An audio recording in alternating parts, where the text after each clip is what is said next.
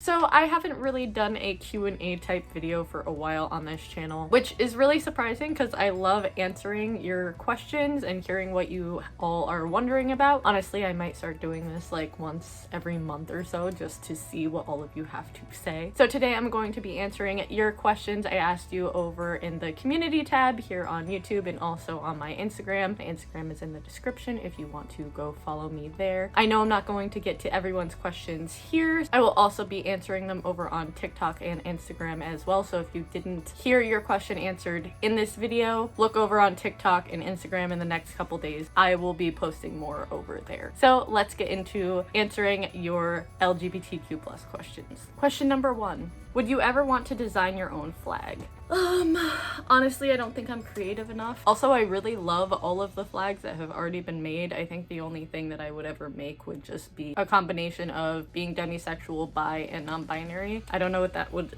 even look like. That might be fun to try and attempt to do, but I feel like that's so very specific. No one else would use that, even if I did design it. But yeah, I think the only thing that I would actually ever design would be something like that. I like most of the LGBTQ plus flag designs that are already out there. What do you think is the best first step towards transitioning?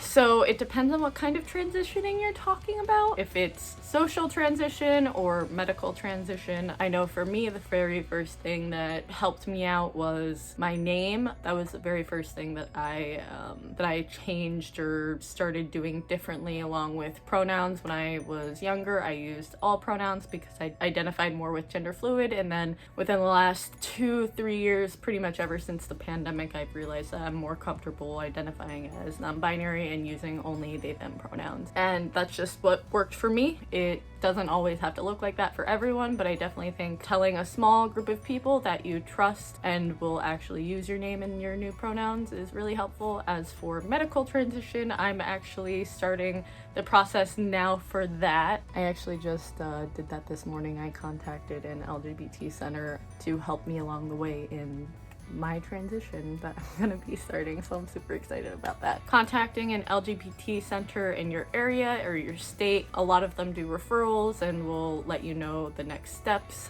That's kind of like where to start depending on if you want social transition or you're looking for a medical transition. How did you embrace your labels? Oh God. I think honestly the easiest thing to embrace was my demisexuality, my asexuality. I did struggle with not feeling quote unquote normal and feeling like I'd never find someone who would want me, that sort of thing. Honestly, that was the easiest thing to come to terms with. As for my trans and non-binariness and my bisexual side, I'm still coming to terms with a lot of that. There's a lot of internalized stuff there that makes me feel like that's perfectly fine for everyone else, but when it comes to me, oh, I can't do that stuff. That's still very much a process. I'm definitely a whole lot more comfortable with being attracted to multiple genders and being non-binary than I was even a year or two ago. I think that's just me being more comfortable in who I am and not feeling like I have to prove anything to anyone. I'm non-binary, I'm bi, I'm demisexual, I'm ace. Nothing's gonna change that.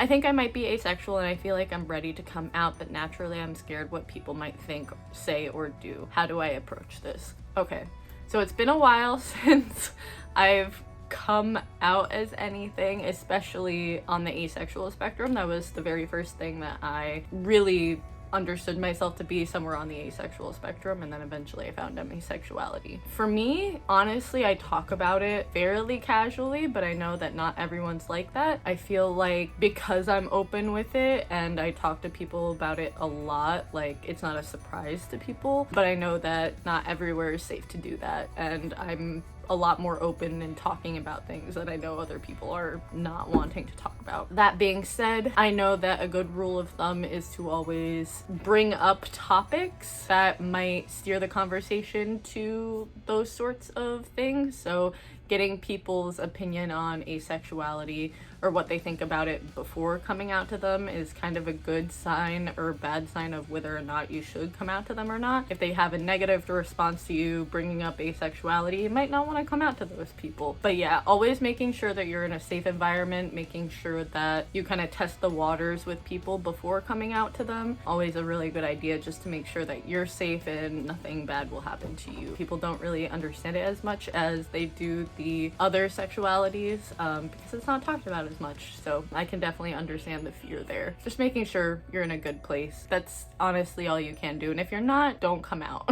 Can a sexual person like both girls and boys? Yes, because I am an asexual person who likes girls, boys, and non-binary people. Being asexual can go hand in hand with other identities. Just depends on the asexual person whether or not they have romantic attraction or any other sort of attraction other than romantic and sexual. Asexuals can like anyone, it's just the lack of sexual attraction. And the last question, are there any good ways for figuring out where you are on the aro or ace spectrum? For me, it was doing a whole lot of research. I know when I was younger, I was on Tumblr a lot. I saw micro labels pop up all of the time. Now, I'm sure you could still go on Tumblr and see all of that, but I know TikTok, Reddit, Googling, it's just seeing these words and seeing what applies to you the best. I know that people hate on micro labels all the time. The labels are there for people who use them. I don't understand why people get so gatekeepy about everything. Just doing a whole bunch of research on the aromantic community and asexual community is a really good way to start,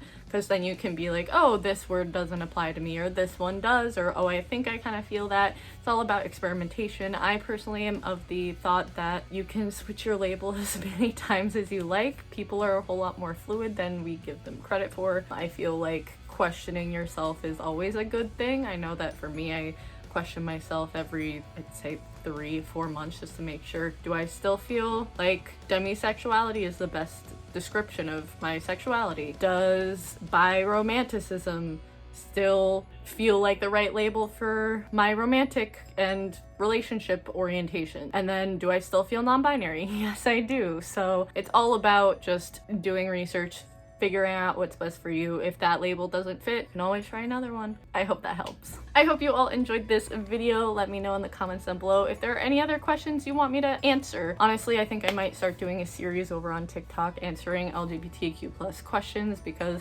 honestly, I need to get a whole lot more active over there, and I love answering questions for you. So be sure to go follow my TikTok. It's down in the description, and you might see your question answered there. Thank you all again, and I will see you in the next video. Bye.